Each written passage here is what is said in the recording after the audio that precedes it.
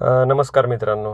काही दिवसापूर्वी मी ह्या पुस्तकासंदर्भात एक पोस्ट केली होती आणि त्याला एका महाशयांनी काय कमेंट केली आहे ती मी आज तुमच्याबरोबर शेअर करतो. मी असं कुठेही म्हटलं नाही की औरंगजेब वाचा, औरंगजेब समजून घ्यायचा आहे. आणि आपणच काय, स्वतः महाराजांनी औरंगजेब समजून घेतला होता, अफजल खान समजून घेतला होता आणि त्यांना, महाराजांना हे शत्रू समजले, म्हणूनच स्वराज्य आजपर्यंत टिकलं. अरे मित्रा, औरंगजेब सोड, तुला महाराज सुद्धा कळणार नाही. तुला जर महाराज कळले असते ना, तू चार चौकात असं दुसऱ्यांच्या आया बहिणीला शिव्या दिल्या नसत्यास.